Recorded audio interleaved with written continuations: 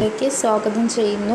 അപ്പോൾ നമ്മൾ ഇന്നത്തെ വീഡിയോയിൽ ഡിസ്കസ് ചെയ്യുന്നത് +1 അക്കൗണ്ടൻസിയിലെ ഫസ്റ്റ് ചാപ്റ്റർ ആയിട്ടുള്ള ഇൻട്രൊഡക്ഷൻ ടു അക്കൗണ്ടിങ്ങിലെ പ്രീവിയസ് ഇയർ ക്വസ്റ്റ്യൻസിൻ്റെ പാർട്ട് 2 വീഡിയോ ആണ്. അപ്പോൾ ഫസ്റ്റ് ചാപ്റ്ററിൻ്റെ എല്ലാ സെക്ഷൻസും എല്ലാ ടോപ്പിക്സും കവർ ചെയ്ത വീഡിയോ നമ്മൾ ഈ ചാനലിൽ ഇട്ടിട്ടുണ്ട്, അപ്ലോഡ് ചെയ്തിട്ടുണ്ട്. അപ്പോൾ അത് കാണാത്തവരുണ്ടെങ്കിൽ അത് കാണാം. എന്നിട്ട് ഈ പ്രീവിയസ് ഇയർ ക്വസ്റ്റ്യൻസ് നിങ്ങൾക്ക് സ്വയം ആൻസർ ചെയ്യാൻ പറ്റുന്നുണ്ടോയെന്ന് ഒന്നും കൂടി നോക്കാം. അപ്പം നമ്മൾ പ്രീവിയസ് ഇയർ ക്വസ്റ്റ്യൻസിൻ്റെ പാർട്ട് 1 വീഡിയോ നമ്മൾ ഇട്ടിരുന്നു. അപ്പോൾ അത് ഈ വീഡിയോയുടെ ഡിസ്ക്രിപ്ഷൻ ബോക്സിൽ കൊടുക്കുന്നതായിരിക്കും. അതുകൂടി കാണാൻ വേണ്ടി ശ്രമിക്കാം. ഇപ്പോൾ നിങ്ങൾ അക്കൗണ്ടൻസി ആയാലും അല്ലെങ്കിൽ ഏത് സബ്ജക്റ്റ് നിങ്ങൾ പഠിക്കുമ്പോൾ നിങ്ങൾ ആ സിലബസിലെ ടോപ്പിക്സ് പഠിക്കുക, നന്നായി മനസ്സിലാക്കുക. അത് മാത്രം പഠിച്ച് പോയാൽ നമുക്ക് എന്ത് ചെയ്യാൻ പറ്റില്ല, എക്സാം നമ്മൾ പ്രതീക്ഷിക്കുന്ന രീതിയിൽ എഴുതാൻ പറ്റില്ല.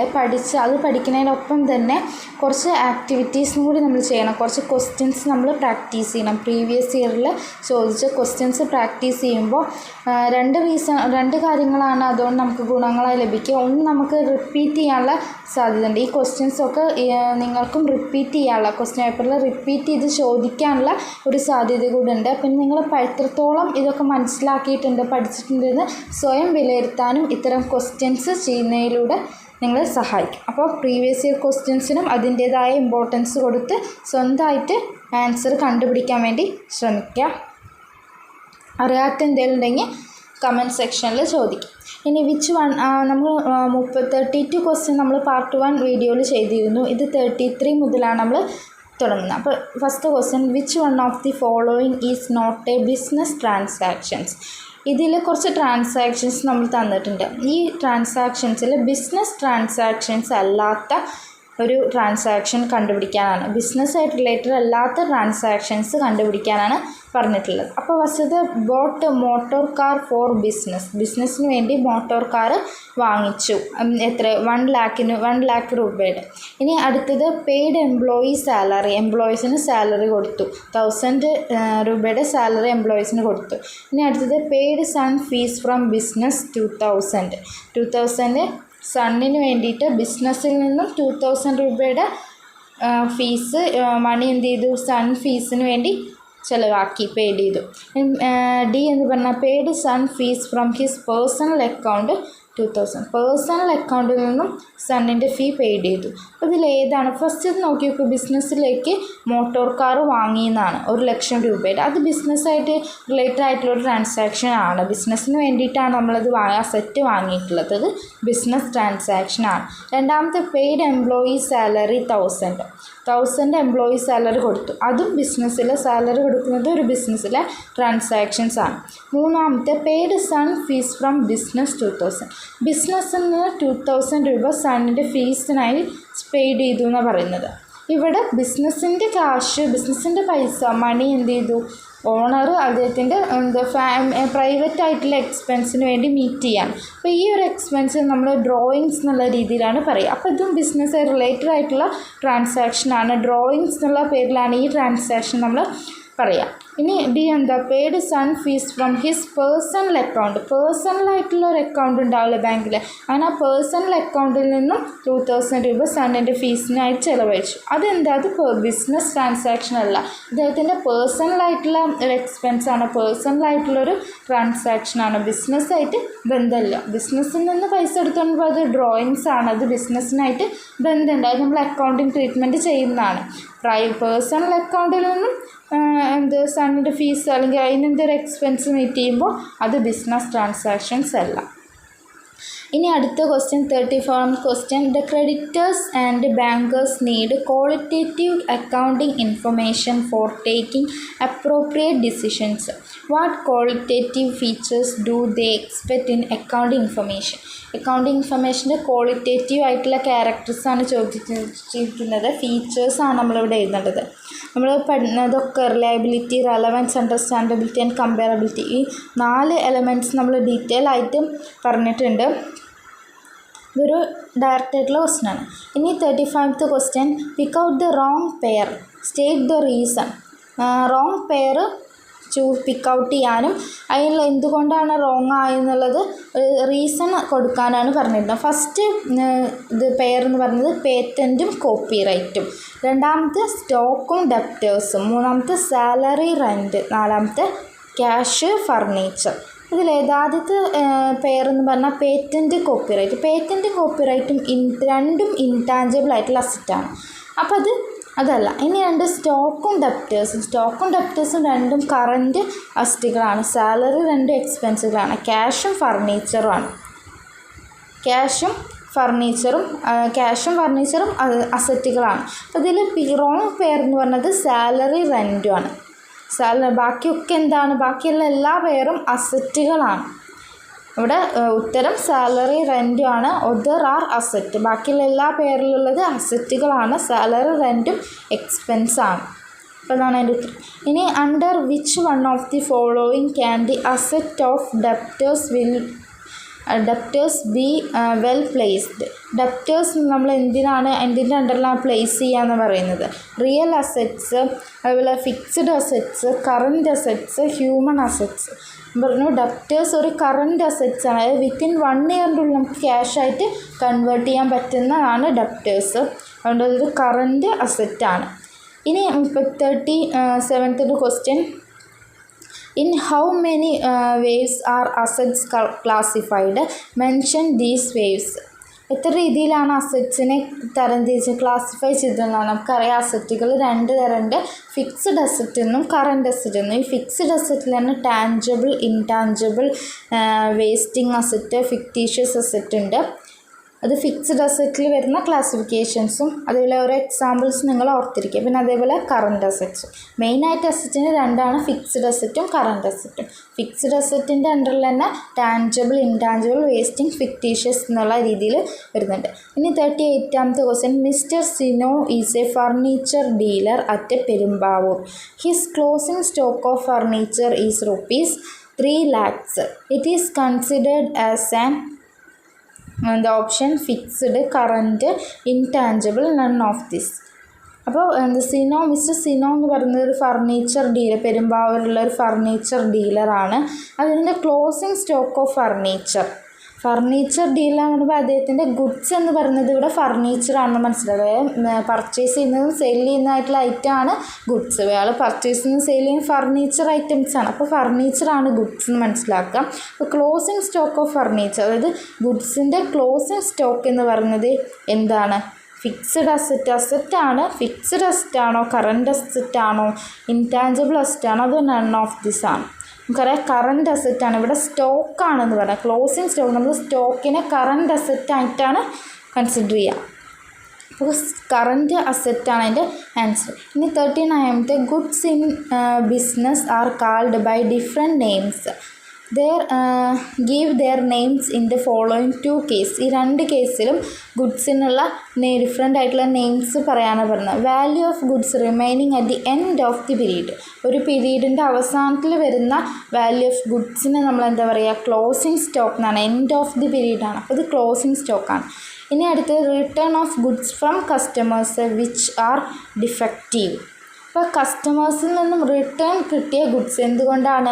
ഡിഫക്റ്റ് എന്തെങ്കിലും പ്രശ്നം സംഭവിച്ചുകൊണ്ട് കസ്റ്റമേഴ്സിൽ നിന്ന് നമ്മൾ സെയിൽ ചെയ്ത് കസ്റ്റമേഴ്സിനാണ്. ആ കസ്റ്റമേഴ്സിൽ നിന്നും ഗുഡ്സ് വീണ്ടും തിരിച്ച് ബിസിനസ്സിലേക്ക് തന്നെ വരിക. അപ്പോൾ അത് സെയിൽസ് റിട്ടേൺ ആണ്. നമ്മൾ വിറ്റ് സാധനം തിരിച്ചു വരുമ്പോൾ അത് സെയിൽസ് റിട്ടേൺ ആണ്. അപ്പോൾ ആദ്യത്തെ ക്ലോസിംഗ് സ്റ്റോക്കും രണ്ടാമത്തെ സെയിൽസ് റിട്ടേൺ. ഇനി 14th question. Complete the series based on the hint give. ഹിൻഡിൻ്റെ അടിസ്ഥാനത്തിൽ ഈ ബ്ലാങ്ക്സ് ഫില്ല് ചെയ്യാനാണ് പറഞ്ഞത്. ഇൻടാഞ്ചിബിൾ അസറ്റ്, അതിനൊരു എക്സാമ്പിളാണ് ഗുഡ് വിൽ. നമ്മൾ ഓരോന്നിൻ്റെ എക്സാമ്പിൾ പഠിക്കണം പറഞ്ഞത്. ഇനി ഫിക്റ്റീഷ്യസ് അസറ്റും ലിക്വിഡ് അസറ്റും. ഫിക്റ്റീഷ്യസ് അസറ്റ് എന്ന് പറയുമ്പോൾ നമ്മൾ പ്രത്യേകമായിട്ട് കാണിക്കേണ്ടാത്ത അസറ്റാണ് ഫിക്റ്റീഷ്യസ് അസറ്റ് എന്ന് പറയുക. അത് ആ എക്സാമ്പിൾ ഓർത്ത് വയ്ക്കാൻ പറഞ്ഞിരുന്നു. ഒന്ന് പ്രിലിമിനറി എക്സ്പെൻസ്, ചെറിയ വരുന്ന പ്രിലിമിനറി ആയിട്ടുള്ള എക്സ്പെൻസ്, അണ്ടർ റൈറ്റിംഗ് കമ്മീഷൻസ്, ഇതൊക്കെ എന്താണ്? ഫിക്റ്റീഷ്യസ് അസറ്റാണ്. ഈ ലിക്വിഡ് അസറ്റ് എന്ന് പറയുമ്പോൾ നമുക്ക് പെട്ടെന്നൊരു എക്സ്പെൻസ് വരുമ്പോൾ പെട്ടെന്ന് ഡീൽ ചെയ്യാൻ പറ്റുന്നതാണ് അസറ്റുകളാണ് ലിക്വിഡ് അസറ്റ്. അപ്പോൾ ഒരു എക്സ്പെൻസ് നമുക്ക് ക്യാഷ് നമുക്ക് പെട്ടെന്നായിട്ട് ഉപയോഗിക്കാനായിട്ട് സാധിക്കും. അതേപോലെ ബാങ്ക്, നമ്മുടെ അക്കൗണ്ടിലുള്ള ക്യാഷ് നമുക്ക് പെട്ടെന്ന് എക്സ്പെൻസ് മീറ്റ് ചെയ്യാൻ വേണ്ടി സാധിക്കും. അതിൽ അസറ്റ് എന്തെങ്കിലും ആണെങ്കിൽ നമുക്കത് പെട്ടെന്ന് എന്ത് ചെയ്യാൻ പറ്റില്ല, ക്യാഷായിട്ട് കൺവേർട്ട് ചെയ്യാൻ വേണ്ടി പറ്റില്ല. അപ്പോൾ ലിക്വിഡ് അസറ്റ് നമുക്ക് പെട്ടെന്ന് മീറ്റ് ചെയ്യാൻ പറ്റുന്ന, എക്സ്പെൻസ് മീറ്റ് ചെയ്യാനോ അങ്ങനെ പെട്ടെന്ന് ഉപയോഗിക്കാൻ കഴിയുന്ന അസറ്റുകളാണത്. ക്യാഷും ബാങ്കും ലിക്വിഡ് അസറ്റ്സിന് എക്സാമ്പിളാണ്. ഇനി 41ാമത്തെ question, name any 2 internal users of accounting information of your choice. ചോയ്സിൻ്റെ അടിസ്ഥാനത്തിൽ 2 ഇൻറ്റേർണൽ യൂസേഴ്സാണ്, അത് ബിസിനസ്സിനുള്ളിലുള്ള വ്യക്തികളാണ്. ഇൻറ്റേർണൽ യൂസേഴ്സ് ബിസിനസ്സിൻ്റെ വിവരങ്ങൾ അറിയേണ്ടതായിട്ട് വരുന്ന ബിസിനസ്സിൻ്റെ ഉള്ളിലുള്ള വ്യക്തികളാണ് ഇൻറ്റേർണൽ യൂസേഴ്സ്. അതിന് എക്സാമ്പിൾ പേര് നൽകാനാണ് പറഞ്ഞത്. ഒന്ന് മാനേജേഴ്സ്, ബിസിനസ്സിനുള്ളിലുള്ള വ്യക്തികളാണ്. ഓണേഴ്സ്, അതുപോലെ എംപ്ലോയീസ് എക്സെട്ര. ഇനി കുറേ പറയാം, ഡിപ്പാർട്ട്മെൻറ്റൽ ഹെഡ്, ഇതൊക്കെ ഇൻറ്റേർണൽ യൂസേഴ്സിന് എക്സാമ്പിളാണ്. ഇനി 42 questions, choose the correct sequence. കറക്റ്റായിട്ടുള്ള സീക്വൻസ് ചൂസ് ചെയ്യാനാണ് പറയുന്നത്. ഫസ്റ്റത്തെ ഐഡൻറ്റിഫൈയിങ്, റെക്കോർഡിങ്, ക്ലാസിഫൈയിങ്, സമ്മറൈസിങ്. രണ്ടാമത്തെ identifying, recording, summarising and classifying. മൂന്നാമത്തെ recording, summarising, classifying and identifying.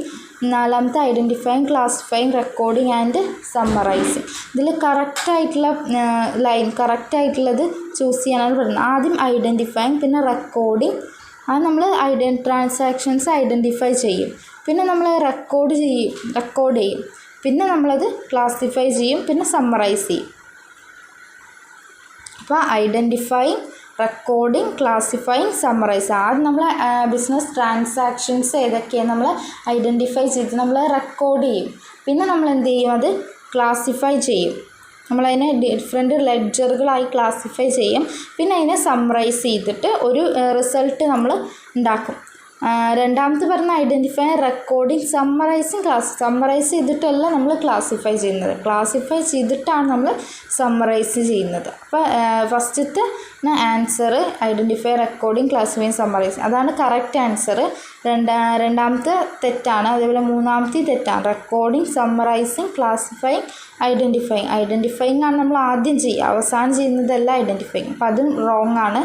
നാലാമത്തെ identifying, classifying, recording, summarising. Identify ചെയ്തിട്ട് നമ്മൾ റെക്കോർഡ് ചെയ്യാണ് ചെയ്യുക, അല്ലാതെ ക്ലാസിഫൈ ചെയ്യല്ല ചെയ്യുക. അപ്പോൾ അതും റോങ് ആണ്. അപ്പോൾ ഫസ്റ്റത്തെയാണ് ശരി. ഇനി 43th question, dash it is the cost incurred for the use of things or service for the purpose of generating revenue.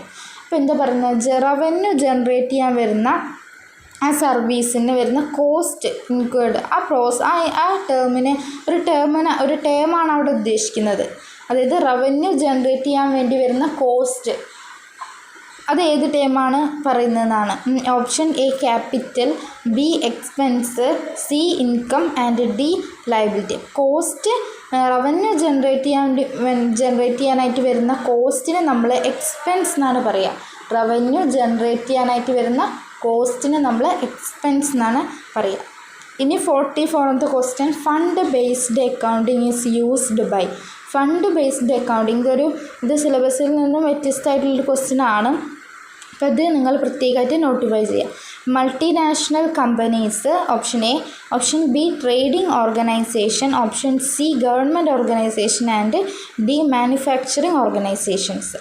അപ്പോൾ മൾട്ടിനാഷണൽ കമ്പനീസ് എന്ന് പറഞ്ഞാൽ നിങ്ങൾക്കറിയാം, ഡിഫറെൻറ്റ് രാജ്യങ്ങളിലുള്ള കമ്പനീസാണ് മൾട്ടിനാഷണൽ കമ്പനീസ്. ട്രേഡിംഗ് ഓർഗനൈസേഷൻ എന്ന് പറഞ്ഞാൽ ബൈയിങ് സെല്ലിങ് ചെയ്യുന്ന ട്രേഡിംഗ് ഓർഗനൈസേഷൻ. ഗവൺമെൻറ് ഓർഗനൈസേഷൻ എന്ന് പറഞ്ഞാൽ ഗവൺമെൻറ് ബോഡി വരുന്നതാണ് government organisation. And manufacturing organisation. അപ്പോൾ ഇതിൽ fund based accounting is use ചെയ്യുന്നത് ഗവൺമെൻറ് ഓർഗനൈസേഷൻസ് ആണ്. അതാണ് എൻ്റെ ആൻസർ, ഗവൺമെൻറ് ഓർഗനൈസേഷൻസ് ആണ്. അത് പ്രത്യേകമായിട്ടൊന്ന് നോട്ട് ചെയ്യുക. ഇനി അടുത്ത question, 45th question, Fatima took an educational loan of ₹10,000 from SBI. SBIയിൽ നിന്നും 10,000 രൂപയ്ക്ക് എന്ത് ചെയ്തു, എഡ്യൂക്കേഷന് വേണ്ടിയിട്ട് ലോൺ എടുത്തു ഫാത്തിമ. SBIയിൽ നിന്നും 10,000 രൂപ എഡ്യൂക്കേഷൻ പർപ്പസിന് വേണ്ടി ഫാത്തിമ ലോൺ എടുത്തു. The relationship which exist between SBI and Fatima. അപ്പോൾ SBIയും അതായത് ബാങ്കും ഫാത്തിമയും തമ്മിലുള്ള റിലേഷൻഷിപ്പ് എന്താണെന്നാണ് പറയുന്നത്. ഫാത്തിമയാണ് ഇവിടെ ബാങ്കിൽ നിന്നും ലോൺ എടുത്തത് 10,000 രൂപ. ഫാത്തിമ എന്ത് ചെയ്യണം, ഇൻട്രസ്റ്റും ഈ ലോണിൻ്റെ എമൗണ്ടും കൂടിയിട്ട് ബാങ്കിലേക്ക് തിരിച്ചടയ്ക്കണം. അപ്പോൾ ബാങ്കിനെ സംബന്ധിച്ച് ഫാത്തിമ ആരാ? ഡെപ്റ്ററാണ് അല്ലേ? Fatima is a debtor of SBI. SBI സംബന്ധിച്ച് ഫാത്തിമ ആരാ? ഡെപ്റ്ററാണ്. പൈസ തരേണ്ട വ്യക്തിയാണ്, ബാങ്കിലേക്ക് പൈസ തരാനുള്ള വ്യക്തിയാണ്. അപ്പോൾ ആൻസർ അതാണ്, Fatima is a debtor of. രണ്ടാമത്തെ പറഞ്ഞാൽ SBI Calicut is the debtor of Fatima. ഫാത്തിമയുടെ ഡെപ്റ്റർ അല്ല കാലിക്കറ്റ് എന്ന് പറയുന്നത്. Fatima is a creditor of SBI. SBIയുടെ ക്രെഡിറ്ററും അല്ല. നാലാമത്തെ Fatima is a proprietor SBI, അതുമല്ല. അപ്പോൾ ഫാത്തിമയാണ് ബാങ്കിന് പൈസ കൊടുക്കാനുള്ളത്. സോ ബാങ്കിനെ സംബന്ധിച്ച് ഫാത്തിമ ആരാ? ഡെപ്റ്ററാണ്, ബാങ്കിന് പൈസ തരേണ്ട വ്യക്തിയാണ്. ഇനി 46th question. A student of +1 commerce after going through the topic revenue expenditure and capital expenditure has classified certain expenditure as given below. ഇപ്പോൾ +1 commerce പഠിക്കുന്ന വിദ്യാർത്ഥി ഈ ടോപ്പിക്ക് പഠിച്ചതിന് ശേഷം ഇത് ഫില്ല് ചെയ്യുക. അതായത് റവന്യൂ എക്സ്പെൻഡിച്ചറും ക്യാപിറ്റൽ എക്സ്പെൻഡിച്ചറായിട്ട് ക്ലാസിഫൈ ചെയ്യാനാണ് പറയുന്നത്. കുറച്ച് തന്നിട്ടുണ്ട്, റവന്യൂ എക്സ്പെൻഡിച്ചറും ക്യാപിറ്റൽ എക്സ്പെൻഡിച്ചറും. റവന്യൂ എക്സ്പെൻഡിച്ചറിൻ്റെ അണ്ടറിൽ machinery purchased, depreciation of machinery, goods purchased. Capital എക്സ്പെൻഡിച്ചറിൽ sale of land, installation charge on machinery, rent paid. Do you agree with above classification? If not correct. ഈ ക്ലാസിഫിക്കേഷനായിട്ട് നിങ്ങൾ യോജിക്കുന്നുണ്ടോ? ഇല്ലെങ്കിൽ അത് കറക്റ്റ് ചെയ്യാനാണ് പറയുന്നത്. അപ്പോൾ നമുക്ക് നോക്കിയാൽ റവന്യൂ എക്സ്പെൻഡിച്ചറിൽ നമുക്കറിയാം. എന്നാൽ റവന്യൂ എക്സ്പെൻഡിച്ചർ നമുക്ക് ഒരു എക്സ്പെൻസ് ഉണ്ടാകുമ്പോൾ അല്ലെങ്കിൽ ഒരു ലയബിലിറ്റി നമ്മൾ ഏറ്റെടുക്കുമ്പോൾ അതിൻ്റെ ബെനിഫിറ്റ് വിത്തിൻ 1 ഇയറിൻ്റെ ഉള്ളിൽ തന്നെ ക്ലോസ് ചെയ്യണം, അല്ലെങ്കിൽ വിത്തിൻ 1 ഇയർ അതിൻ്റെ ഡ്യൂറേഷൻ അല്ലെങ്കിൽ അതാണ് റവന്യൂ എക്സ്പെൻഡിച്ചർ. നമ്മൾ സാലറി കൊടുക്കുക, റെൻറ്റ് കൊടുക്കുക, ഇലക്ട്രിസിറ്റി ചാർജ്, അങ്ങനെ ചെറിയ ചെറിയ എക്സ്പെൻസുകൾ വരുന്നതൊക്കെ റവന്യൂ എക്സ്പെൻഡിച്ചർ. അതിൻ്റെ ബെനിഫിറ്റ് നമുക്ക് 1 മന്തോ വിത്തിൻ 1 ഇയറിൻ്റെ ഉള്ളിൽ തന്നെ അത് തീർന്നു പോകും, അത്ര അതിൻ്റെ ഡ്യൂറേഷൻ്റെ ആയിരിക്കും. നേരെ ഓപ്പോസിറ്റാണ് ക്യാപിറ്റൽ എക്സ്പെൻഡിച്ചർ. നമുക്ക് വരുന്ന ഒരു എക്സ്പെൻഡിച്ചർ അല്ലെങ്കിൽ ഒരു ലയബിലിറ്റി നമ്മൾ ഏറ്റെടുക്കുമ്പോൾ അതിന് കിട്ടുന്ന ബെനിഫിറ്റ് എന്ന് പറയുന്നത് മോർ ദാൻ 1 ഇയർ കൂടുതൽ അതിന് ഡ്യൂറേഷൻ ലൈഫ് ഉണ്ടായിരിക്കും. അപ്പോൾ മെഷീനറി പർച്ചേസ്, നമ്മൾ ഒരു മെഷീനറി ബിസിനസ്സിലേക്ക് അസറ്റായിട്ടുള്ള മെഷീനറി വാങ്ങിച്ചു. മെഷീനറി ഒരു അസറ്റാണ് ബിസിനസ്സിനെ സംബന്ധിച്ച്. അപ്പോൾ ബിസിനസ്സിലേക്ക് മെഷീനറി അല്ലെങ്കിൽ അസറ്റ് വാങ്ങിക്കുമ്പോൾ ആ അസറ്റിന് നമുക്ക് ബിസിനസ്സിലേക്ക് ഉപയോഗിക്കാൻ മോർ ദാൻ 1 ഇയർ എന്ത് ചെയ്യാൻ പറ്റും? ആ അസറ്റ് ബിസിനസ്സിന് വേണ്ടി വർക്ക് ചെയ്യും അല്ലേ? ആ അസറ്റ് വർക്ക് ചെയ്യാൻ വേണ്ടി സാധിക്കും. ഇനി അടുത്ത ഡിപ്രിസിയേഷൻ ഓഫ് മെഷീനറി. മെഷീനറിക്ക് വരുന്ന ഡിപ്രിസിയേഷനാണ്. അതും എന്താണ്? ഒരു മെഷീനറിക്ക് ഡിപ്രിസിയേഷൻ എന്ന് പറയുമ്പോൾ അതിന് വരുന്ന തേയ്മാനം ചിലപ്പോൾ ഓരോ വർഷം കഴിയുന്തോറും അതിൻ്റെ വാല്യൂ കുറഞ്ഞ് വരും. കാരണം നമ്മൾ യൂസ് ചെയ്തുകൊണ്ടേയിരിക്കുകയാണ്, കണ്ടിന്യൂസ് ആയിട്ട് യൂസ് ചെയ്തുകൊണ്ടേയിരിക്കുകയാണ്. അപ്പോൾ അതും എന്താണ്? നമ്മൾ ഡിപ്രിസിയേഷൻ ഒരു വർഷം ഡിപ്രിസിയേഷൻ നീക്കി വെച്ചാൽ അത് 1 ഇയറാണ് നിൽക്കുക. അതുപോലെ ഗുഡ്സ് പർച്ചേസ്ഡ്, സാധനങ്ങൾ വാങ്ങിച്ചു, അത് നമുക്ക് പിന്നെ ഒരു 1 മന്ത് ഇതിനെ നമ്മൾ സാധനങ്ങൾ വാങ്ങിച്ച് വയ്ക്കുക, സ്റ്റോക്ക് ചെയ്ത് വയ്ക്കുക. കൂടുതൽ നമ്മൾ സാധനങ്ങൾ സ്റ്റോക്ക് ചെയ്ത് വയ്ക്കാറില്ല. ഇനി ക്യാപിറ്റൽ എക്സ്പെൻഡിച്ചറിൽ സെയിൽ ഓഫ് ലാൻഡ് സെയിൽ ചെയ്തത് എന്തൊരു എക്സ്പെൻഡിച്ചർ അല്ല അല്ലേ? ലാൻഡ് സെയിൽ നമുക്കൊരു എക്സ്പെൻസ് അവിടെ വരുന്നുണ്ടോ? ഇല്ല. നമുക്ക് റവന്യൂ ആണ് അവിടെ കിട്ടുന്നത്. ഇനി ഇൻസ്റ്റലേഷൻ ചാർജ് ആണ് മെഷീനറിക്ക് വരുന്ന ഇൻസ്റ്റലേഷൻ ചാർജ്, അത് ഫിറ്റിംഗ് ആയിട്ടുള്ള കാര്യങ്ങളുമായി ബന്ധപ്പെട്ട ചാർജാണ് ഇൻസ്റ്റലേഷൻ ചാർജ്. റെൻറ്റ് കൊടുത്തു. ഇതിലേതൊക്കെയാണ് റവന്യൂ എക്സ്പെൻഡിച്ചർ എന്നും ക്യാപിറ്റൽ എക്സ്പെൻഡിച്ചർ നോക്കാം. ഗുഡ്സ് പർച്ചേസ്ഡ് റവന്യൂ എക്സ്പെൻഡിച്ചറാണ്. അതുപോലെ റെൻറ്റ് പെയ്ഡും റവന്യൂ എക്സ്പെൻഡിച്ചറാണ്. Rent paid, goods purchased, depreciation of machinery, ഇതൊക്കെ റവന്യൂ എക്സ്പെൻഡിച്ചറാണ്. ക്യാപിറ്റൽ എക്സ്പെൻഡിച്ചർ മെഷീനറി പർച്ചേസ്ഡും ഇൻസ്റ്റലേഷൻ ചാർജ് ഓൺ മെഷീനറിക്ക് വരുന്ന മെഷീനറി നമ്മളവിടെ ഫിറ്റ് ചെയ്ത് വെച്ചാൽ പിന്നെ ആ ഫിറ്റിങ്ങിൻ്റെ ചാർജ് നമ്മൾ ഇടയ്ക്കിടയ്ക്ക് ഫിറ്റ് ചെയ്യണം അല്ലേ? ഇടയ്ക്കിടയ്ക്ക് നമുക്ക് ആ ചാർജ് ഒക്യൂർ ചെയ്യുന്നില്ല. മെഷീനറി വാങ്ങിക്കുമ്പോൾ മാത്രമേ നമുക്ക് ആ ചാർജ് ഒക്യൂർ ചെയ്യുന്നുള്ളൂ. അപ്പോൾ അതിൻ്റെ ബെനിഫിറ്റ് ആ മെഷീനറി വർക്ക് ചെയ്യുന്നതോളം കാരണം നമുക്ക് അതിൻ്റെ ബെനിഫിറ്റ് കിട്ടും. സെയിൽ ഓഫ് ലാൻഡ് എന്ന് പറയുന്നത് ഒരു എക്സ്പെൻസ് അല്ല, അതുകൊണ്ടാണ് എഴുതാത്തത്. റെൻറ്റ് പെയ്ഡ് ഒരു എക്സ്പെൻസാണ്. റെൻറ്റ് നമ്മൾ മന്ത്ലിയാണ് കൊടുക്കുക, അപ്പോൾ അതിൻ്റെ ബെനിഫിറ്റ് നമുക്ക് മന്ത്ലിയാണ് കിട്ടിക്കൊണ്ടിരിക്കുന്നത്. ഗുഡ്സ് പർച്ചേസ്ഡ്, അതെ, ഗുഡ്സ് സാധനങ്ങൾ വാങ്ങിക്കുന്നതും റവന്യൂ എക്സ്പെൻഡിച്ചർ. ഡിപ്രിസിയേഷൻ, നമ്മൾ ഡിപ്രിസിയേഷൻ 1 ഇയർ അല്ലെങ്കിൽ 1 മന്തിനൊക്കെ ഡിപ്രിസിയേഷൻ നമ്മൾ കാൽക്കുലേറ്റ് ചെയ്യുക. അപ്പോൾ അതും അതിൻ്റെ ലൈഫും വിത്തിൻ 1 ഇയറിൻ്റെ ഉള്ളിൽ തന്നെയുള്ളൂ. അപ്പോൾ rent paid, goods purchased, depreciation of machinery, ഇത് റവന്യൂ എക്സ്പെൻഡിച്ചറാണ്. ക്യാപിറ്റൽ എക്സ്പെൻഡിച്ചർ മെഷീനറി പർച്ചേസ്ഡും ഇൻസ്റ്റലേഷൻ ചാർജ് ആണ് മെഷീനറി ഫിറ്റ് ചെയ്യാൻ വരുന്ന ചാർജ്. ഇനി നിങ്ങൾക്ക് മനസ്സിലായിട്ടുണ്ടാവുമെന്ന് വിചാരിക്കുന്നു. നമ്മൾ കൃത്യമായിട്ട് ആ 2 ടേം മനസ്സിലാക്കിയിട്ട് നമ്മളതിനെ ക്ലാസിഫൈ ചെയ്ത് എഴുതാം. ഇനി അടുത്തത് 47th question, find odd one out. ഒറ്റപ്പെട്ടത് കണ്ടെത്താണ് പറയുന്നത്. Manager, bank, government. ഇതിൽ ഒറ്റപ്പെട്ടതെന്ന് പറയുമ്പോൾ അത് യൂസേഴ്സ് ആണല്ലേ. നമ്മൾ കുറേ യൂസേഴ്സിൻ്റെ പേര് പഠിച്ചു, ഇൻറ്റേർണൽ യൂസേഴ്സും എക്സ്റ്റേണൽ. മാനേജർ എന്ന് പറഞ്ഞാൽ എന്താ പറയുക, ഇൻറ്റേർണൽ യൂസേഴ്സാണ്. ഓർഗനൈസേഷനിലെ ബിസിനസ്സിനുള്ളിലുള്ള വ്യക്തിയാണല്ലേ മാനേജർ എന്ന് പറയുന്നത്. ബാങ്ക് എന്ന് പറയുമ്പോൾ ബിസിനസ്സിന് പുറത്തുള്ള ഒരു വ്യക്തിയാണ്. അപ്പോൾ അതെന്ന് പറയുന്നത് എക്സ്റ്റേണൽ യൂസേഴ്സ്, ഗവൺമെൻറ്റും പുറത്തുള്ള എക്സ്റ്റേണൽ യൂസേഴ്സാണ്. അപ്പോൾ ഇവിടെ ഓഡ് വണ്ണെന്ന് പറഞ്ഞാൽ മാനേജറാണ് ഇവിടെ ഇൻറ്റേർണൽ യൂസേഴ്സ്. ഇനി 48th, identify the debit and credit aspects of the following transaction. ട്രാൻസാക്ഷനിൽ ഡെബ്റ്റും ക്രെഡിറ്റും തിരിച്ചറിയാണ് പറയുന്നത്. Goods taken by the owner for his personal യൂസിന് വേണ്ടിയിട്ട് ഓണർ ബിസിനസ്സിൽ നിന്ന്. ഇതിനെ നമ്മൾ ഡ്രോയിങ്സ് എന്നുള്ള പേരിലാണ് എഴുതുക. നമ്മൾ എഴുതുക. അപ്പോൾ നമ്മൾ ഇതിന് വരുന്നൊരു ജേണൽ എൻട്രിയൊക്കെ നമ്മളിത് പഠിക്കും. അപ്പോൾ ഇതിൽ നമ്മൾ ഡെബിറ്റ് 2 ആസ്പെക്ട്സ് വരുന്നുണ്ട്. ഡ്രോയിങ്സും അല്ല ഗുഡ്സ് എടുക്കുന്നതുകൊണ്ട് നമ്മൾ പർച്ചേസും വരും. അങ്ങനെ ഇതിൻ്റെ എൻട്രി അങ്ങനെ ഡ്രോയിങ്സും പർച്ചേസും വരും. ഇത് ജസ്റ്റ് ഇപ്പോൾ മനസ്സിലാക്കിയാൽ മതി. നിങ്ങൾ ജേണൽ എൻട്രിയൊക്കെ പഠിക്കുമ്പോൾ ക്ലാസ്സൊക്കെ നമ്മൾ വരും ദിവസങ്ങളിൽ അപ്ലോഡ് ചെയ്യും. അപ്പോൾ നമ്മൾ ഡീറ്റെയിൽ ആയിട്ട് പറയും. ഇപ്പോൾ ഡ്രോയിങ്സാണ് ഈ പേഴ്സണൽ യൂസിന് ഓണർ ഗുഡ്സ് എടുക്കുന്നത് ഡ്രോയിങ്സാണ്. അപ്പോൾ ഇവിടെ 2 ആസ്പെക്ട്സ് വരും, ഡ്രോയിങ്സും പർച്ചേസും വരും. ഡ്രോയിങ്സ് നമ്മൾ ഡെബിറ്റ് ചെയ്യാണ് ചെയ്യുക, പർച്ചേസ് ക്രെഡിറ്റ് ചെയ്യാൻ. ജസ്റ്റ് മനസ്സിലാക്കിയാൽ മതി. നമ്മൾ എൻട്രിയോളം എഴുതുമ്പോൾ പറയും. ഇനി 49th question, Ram limited give the following items as a commerce student, classify them into revenue expense, capital expenditure and deferred expenditure. Revenue എക്സ്പെൻസും ക്യാപിറ്റൽ എക്സ്പെൻഡിച്ചറും ഡിഫേർഡ് എക്സ്പെൻഡിച്ചറായിട്ട് ക്ലാസിഫൈ ചെയ്യാനാണ് പറഞ്ഞത് ഈ ഇതിന്. First computer purchased, 2 salary paid, 3 huge advertisement expense, 4 goods purchase. Computer purchase എന്ന് പറയുമ്പോൾ computer ഒരു അസറ്റാണ്. അപ്പോൾ അസറ്റ് വാങ്ങിക്കുന്ന എന്താ, ക്യാപിറ്റൽ എക്സ്പെൻഡിച്ചർ. സാലറി പെയ്ഡ് അത് റവന്യൂ എക്സ്പെൻസാണ് സാലറി പെയ്ഡ്. ഹ്യൂജ് അഡ്വർടൈസ്മെൻറ്റ് എക്സ്പെൻസാണ് അത് ഡിഫേർഡ് എക്സ്പെൻഡിച്ചർ. ഗുഡ്സ് പർച്ചേസ്ഡും എന്താണ്, റവന്യൂ എക്സ്പെൻഡിച്ചറാണ്. Computer purchased capital expenditure, salary paid revenue expenditure, huge advertisement deferred revenue expenditure, goods പർച്ചേസ്ഡും റവന്യൂ എക്സ്പെൻഡിച്ചറാണ്. ഇനി 50th question, what represent the amount invested by the owner into business. Asset, revenue, capital. നമുക്കറിയാലോ ക്യാപിറ്റലാണ്. Owner ബിസിനസ്സിലേക്ക് amount invest ചെയ്യുകയാണെങ്കിൽ, എമൗണ്ടോ asset invest ചെയ്യുകയാണെങ്കിൽ നമ്മൾ ക്യാപിറ്റൽ എന്നാണ് പറയുക. In 51th question, if Mr. Kumar purchased from our business for rupees 10,000, he is our creditor. True or false? എന്താണ് പറയുന്നത്? If Mr. Kumar purchased from our business, നമ്മുടെ ബിസിനസ്സിൽ നിന്നും 10,000 രൂപയ്ക്ക് കടത്തിന് പർച്ചേസ് ചെയ്താണ്, അതായത് സാധനങ്ങൾ വാങ്ങിക്കൊണ്ട് പോയി. മിസ്റ്റർ കുമാർ നമ്മുടെ ബിസിനസ്സിൽ നിന്നും 10,000 രൂപ കടത്തിന് സാധനങ്ങൾ വാങ്ങിക്കൊണ്ട് പോയി. അത് നമുക്ക് വേറൊരു രീതിയിൽ ഈ സ്റ്റേറ്റ്മെൻറ്റ് നമുക്ക് മനസ്സിലാക്കി വായിക്കാം. എന്താ, നമ്മൾ 10,000 രൂപ മിസ്റ്റർ കുമാറിന് കടത്തിന് സാധനങ്ങൾ വിറ്റു. അയാൾ സാധനങ്ങൾ വാങ്ങിക്കൊണ്ട് പോയി. അതേ മീനിങ് തന്നെ വന്നിട്ട് നമുക്ക് നേരെ ഓപ്പോസിറ്റ് ആക്കിയിട്ട് എഴുതാം. നമ്മൾ അയാൾക്ക് എന്ത് ചെയ്തു, കുമാറിന് 10,000 രൂപയ്ക്ക് സാധനങ്ങൾ കടത്തിന് വിറ്റു എന്ന് പറയാം.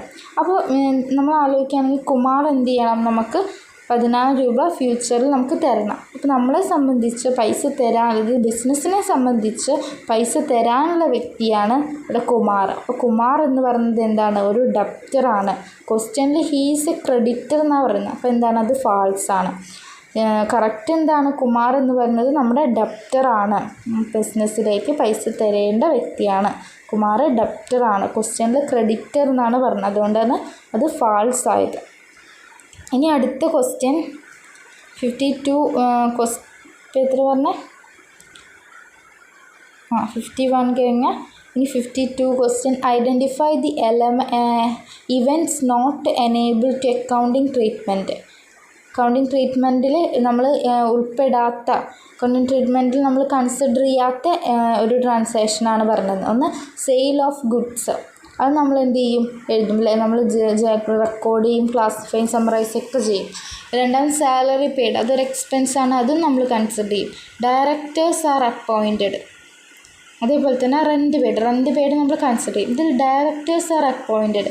നമ്മൾ പുതിയ ഡയറക്ടേഴ്സിനെ ബിസിനസ്സിലേക്ക് അപ്പോയിൻറ്റ് ചെയ്തു. ഇത് ന്യൂമറിക്കൽ ടേംസ് അല്ലെങ്കിൽ മണി റിലേറ്റഡ് ടേംസ് നമുക്ക് എക്സ്പ്രസ് ചെയ്യാനോ റെക്കോർഡ് ചെയ്യാനോ കഴിയുന്ന ഒരു ഇതല്ല. ട്രാൻസാക്ഷൻ അല്ല ഇത്. മണി റിലേറ്റഡ് ആയിട്ടുള്ള കാര്യങ്ങൾ ഇതിൽ എക്സ്പ്രസ് ചെയ്യാൻ വേണ്ടി കഴിയില്ല. ഡയറക്ടേഴ്സിനെ അപ്പോയിൻറ്റ് ചെയ്യുന്നത്, റിട്ടയർമെൻറ്റ് അല്ലെങ്കിൽ ന്യൂ എംപ്ലോയീസ് വരുന്നത്, ഇങ്ങനത്തെ കാര്യങ്ങളൊന്നും നമുക്ക് മണി ആയിട്ട് കൺവേർട്ട് ചെയ്യാനായിട്ട് പറ്റില്ല. അതുകൊണ്ട് ഇത് ബിസിനസ്സിൻ്റെ അക്കൗണ്ടിങ് ട്രീറ്റ്മെൻറ്റിൽ കൺസിഡർ ചെയ്യില്ല. ഇനി 53 questions. Find out the odd one out. ഒറ്റപ്പെട്ടത് കണ്ടെത്താനാണ്. First A machinery, B land and building, C closing stock, D furniture. Machinery ഒരു അസറ്റാണ്, ലാൻഡ് ആൻഡ് ബിൽഡിങ് അസറ്റാണ്, ക്ലോസിംഗ് സ്റ്റോക്ക് എന്താ അസറ്റാണ് ബട്ട് കറൻറ്റ് അസറ്റാണ്, ഡി ഫർണിച്ചർ ഒരു ഫിക്സ്ഡ് അസറ്റ്. അപ്പോൾ ഇതിൽ ബാക്കിയൊക്കെ ഫിക്സ്ഡ് അസറ്റാണ്. കറൻറ്റ് അസറ്റ് ആയത് ഏതാ? ക്ലോസിംഗ് സ്റ്റോക്കാണ്. അപ്പോൾ അതാണ് അതിൻ്റെ ആൻസർ. ഇതിൽ റീസൺ എഴുതാൻ പറയുമ്പോൾ ബാക്കിയൊക്കെ ഫിക്സ്ഡ് അസറ്റാണ്, ക്ലോസിംഗ് സ്റ്റോക്ക് എന്ന് പറഞ്ഞാൽ കറൻറ്റ് അസറ്റാണ്. ഇനി 54 ഡിസ്കൗണ്ട് അലൗഡ് ടു കസ്റ്റമേഴ്സിന് ഡിസ്കൗണ്ട് അലോ ചെയ്യുക. അത് എന്താണ് നമ്മൾ വിളിക്കുക? എക്സ്പെൻസ് ആണോ, ഇൻകം ആണോ, ക്രെഡിറ്റർ ആണോ, ക്യാപിറ്റൽ? ഒരു എക്സ്പെൻസ് ആണ്. നമ്മൾ ഡിസ്കൗണ്ട് കസ്റ്റമേഴ്സിന് കൊടുക്കുമ്പോൾ എന്താണ്? ഒരു എക്സ്പെൻസ് ആണ് അല്ലേ? ബിസിനസ്സിനെ സംബന്ധിച്ചാണ് നമ്മൾ അക്കൗണ്ട് ട്രീറ്റ്മെൻറ്റ് നടത്തുക. അപ്പോൾ ബിസിനസ്സിനെ സംബന്ധിച്ച് ഒരു എക്സ്പെൻസ് ആണ്. ഇനി അടുത്ത 55th question. Write a short note. ക്യാപിറ്റലും ലയബിലിറ്റിയുടെ ഷോർട്ട് നോട്ട് എഴുതാനാണ് പറയുന്നത്. ഇപ്പോൾ ക്യാപിറ്റൽ എന്താണ് എഴുതുക? ഒരു എക്സാമ്പിൾ എഴുതുക. ലയബിലിറ്റി എന്താണ് എഴുതുക? ഒരു എക്സാമ്പിൾ എഴുതുക. ക്യാപിറ്റൽ എന്താ? Capital refers to the money or money's worth introduce or invested by the owner into ബിസിനസ്സിലേക്ക് ഒരു ബിസിനസ്സിൽ ഓണർ എന്ത് ചെയ്യുക? എമൗണ്ട് അല്ലെങ്കിൽ എമൗണ്ടിന് തുല്യമായിട്ടുള്ള അസറ്റ് ബിസിനസ്സിലേക്ക് ഇൻവെസ്റ്റ് ചെയ്യുക. അതിനെ നമ്മൾ ക്യാപിറ്റൽ എന്ന് പറയും. Capital is the owner's claim against the business and is called owner's equity. Capital എന്ന് പറയുന്നത് ഒരു ക്ലെയിമാണ്, ബിസിനസ്സിൻ്റെ ഒരു ലയബിലിറ്റിയാണ് അല്ലേ? ബിസിനസ് തിരിച്ച് വൈൻഡപ്പിൻ്റെ സമയത്ത് ഈ ക്യാപിറ്റൽ ബിസിനസ് കൊടുക്കണം. ഒരു ബിസിനസ്സിനെ സംബന്ധിച്ച് ഒരു ലയബിലിറ്റിയാണ്, ഒരു ക്ലെയിമാണ് എന്ന് പറയാം. And is called owner's equity. ഇതിനെ ഓണേഴ്സ് ഇക്വിറ്റി എന്നും പറയാറുണ്ട്. Liabilities are the obligation or ഡെപ്റ്റ് that an enterprise has to pay at some time in the ഫ്യൂച്ചറിൽ ബിസിനസ്സിന് പൈസ കൊടുക്കേണ്ടതായിട്ടുള്ള ഒബ്ലിഗേഷൻ, കടമകൾ ഉണ്ടായിരിക്കും. ബിസിനസ് റൺ ചെയ്ത് പോകുമ്പോൾ ബിസിനസ്സിന് ഫ്യൂച്ചറിൽ പേ ചെയ്യേണ്ടതായിട്ടുള്ള കുറച്ച് ഡീലിങ്സ്, ഒബ്ലിഗേഷൻസ്, കടമകൾ വരും. അപ്പോൾ അത് നമ്മൾ ലയബിലിറ്റീസ് എന്നാണ് പറയുക. ഒരു എക്സാമ്പിളാണ് ലോൺ എടുക്കുന്നത്, അതേപോലെ ക്രെഡിറ്റർ, ഇതൊക്കെ ലയബിലിറ്റിയുടെ എക്സാമ്പിൾ കൂടി നമ്മൾ എഴുതാം. ഇനി 56th question. Accounting give number of advantage to the business. What are the important advantage of accounting? Accounting different ആയിട്ടുള്ള അല്ലെങ്കിൽ കുറേ അഡ്വാൻറ്റേജ്, ഗുണങ്ങൾ ബിസിനസ്സിന് നൽകുന്നുണ്ട്. ഇതിന് ഗുണങ്ങൾ എഴുതാനാണ് പറയുന്നത്. ഇത് എഴുതിയാലും മതി, ഒബ്ജക്റ്റീവ്സ് എഴുതിയാലും മതി. പ്രൊവൈഡ് ക്വാണ്ടിറ്റേറ്റീവ് ഇൻഫർമേഷൻസ് തരുന്നുണ്ട്. നമ്മൾ ക്വാണ്ടിറ്റേറ്റീവ് ആയിട്ടുള്ള കാര്യങ്ങളാണ് ഡീൽ ചെയ്യുന്നത്. നമ്മൾ ഒബ്ജക്റ്റീവ്സിൽ പ്രോഫിറ്റ് ലോസ് കണ്ടുപിടിക്കാൻ, ഡിസിഷൻ മേക്കിങ്ങിനൊക്കെ സഹായിക്കുന്നുണ്ട്. പൊസിഷൻ കണ്ടുപിടിക്കുക, അതിൻ്റെ അതേപോലെ എഴുതിയാലും മതി, ഒബ്ജക്റ്റീവ്സ് എഴുതിയാലും മതി. ഈ ആൻസറിനെ നമുക്ക് മനസ്സിലാക്കിയിട്ട് കൂടുതൽ പോയിൻ്റ് എഴുതാം. Provide quantitative information. 2 help in ascertain the financial position of business. 3 systematic record of data is possible for act as an information system. 5 beneficial to different users. അപ്പോൾ നിങ്ങൾ ഒബ്ജക്റ്റീവ്സ് തന്നെ എഴുതിയാൽ മതി. ഇതേ പോയിന്റ് തന്നെ എഴുതണം എന്നില്ല, കൂടുതൽ നിങ്ങൾ ആലോചിച്ചിട്ട് എഴുതുക. മാർക്കിനനുസരിച്ച് എഴുതുക. ഇപ്പോൾ ഒരു 4 മാർക്സിനാണെങ്കിൽ ഒരു 5-6 പോയിൻ്റ് എഴുതാൻ വേണ്ടി ശ്രദ്ധിക്കും. ഇത്രയും ക്വസ്റ്റ്യൻസ് 56 ക്വസ്റ്റ്യൻസാണ് പ്രീവിയസ് ഇയറിൽ നമ്മൾ ഡിസ്കസ് ചെയ്തത് 2 പാർട്ടായിട്ട്. ഫസ്റ്റ് പാർട്ടിൽ നമ്മൾ 32 ക്വസ്റ്റ്യൻസും സെക്കൻഡ് പാർട്ടിൽ 56 വരെയുള്ള ക്വസ്റ്റ്യൻസും നമ്മൾ ചെയ്തിട്ടുണ്ട്. അപ്പോൾ നിങ്ങൾ ഓരോ ചാപ്റ്ററും പഠിക്കുന്നതിൻ്റെ ഒപ്പം തന്നെ അതിൻ്റെ പ്രീവിയസ് ഇയർ ക്വസ്റ്റ്യൻസൊക്കെ വർക്കൗട്ട് ചെയ്യാൻ വേണ്ടി ശ്രമിക്കുക. കാരണം നമ്മൾ ചാപ്റ്റേഴ്സ് അല്ലെങ്കിൽ ടോപ്പിക്സ് കവർ ചെയ്ത് എത്രത്തോളം നിങ്ങൾ പഠിച്ചു നിങ്ങളെ തന്നെ സ്വയം വിലയിരുത്താൻ വേണ്ടിയിട്ട് ഇത്തരത്തിലുള്ള ക്വസ്റ്റ്യൻസ് പ്രാക്ടീസ് ചെയ്യുന്നതിലൂടെ സഹായിക്കും. അത് റിപ്പീറ്റ് ചെയ്യാൻ, ഇത്തരത്തിലുള്ള ക്വസ്റ്റ്യൻസൊക്കെ റിപ്പീറ്റ് ചെയ്യാനുള്ള സാധ്യതയുണ്ട്. അപ്പോൾ നിങ്ങൾക്ക് എക്സാമിന് ടൈം ഇതാക്കാനും മാർക്ക് സ്കോർ ചെയ്യാനും കഴിയും. ടൈം നിങ്ങൾ ഒബ്ജക്റ്റീവ്സിന് കൂടുതൽ സമയം കൊടുക്കുന്നത് നമുക്ക് കുറയ്ക്കാൻ വേണ്ടി, വേഗം തന്നെ നമുക്ക് ആൻസർ ചെയ്യാൻ വേണ്ടി സഹായിക്കും. അതേപോലെ തന്നെ മാർക്ക് എളുപ്പത്തിൽ വാങ്ങാൻ വേണ്ടിയിട്ടും സഹായിക്കും. അപ്പോൾ അതുകൊണ്ട് ഈ പ്രീവിയസ് ഇയർ ക്വസ്റ്റ്യൻസിന് ഇമ്പോർട്ടൻസ് കൊടുത്തുകൊണ്ട് പഠിക്കുക. എല്ലാ ചാപ്റ്റേഴ്സ് എല്ലാ സബ്ജക്റ്റ് പഠിക്കുമ്പോഴും അതിൻ്റെ പ്രീവിയസ് ഇയർ ക്വസ്റ്റ്യൻസ്, പ്രത്യേകിച്ച് അക്കൗണ്ടിങ് ഒക്കെ നമ്മൾ പ്രാക്ടീസ് ചെയ്ത് തന്നെ ചെയ്യണം. അക്കൗണ്ടിങ് പ്രോബ്ലംസ് ഒക്കെ നമ്മൾ കൂടുതലായിട്ടുള്ള പ്രോബ്ലംസ് വർക്കൗട്ട് ചെയ്ത് തന്നെ പോയാൽ നമുക്ക് എക്സാമിന് ഡിഫിക്കൽട്ടായിട്ടുള്ള പ്രോബ്ലംസ് ഒക്കെ ഫേസ് ചെയ്യാൻ വേണ്ടിയിട്ട്, പെട്ടെന്ന് ആൻസർ ചെയ്യാൻ വേണ്ടിയിട്ടും സഹായിക്കും. അപ്പോൾ ഇത്തരത്തിലുള്ള ക്വസ്റ്റ്യൻസ് ചെയ്ത് പഠിക്കും.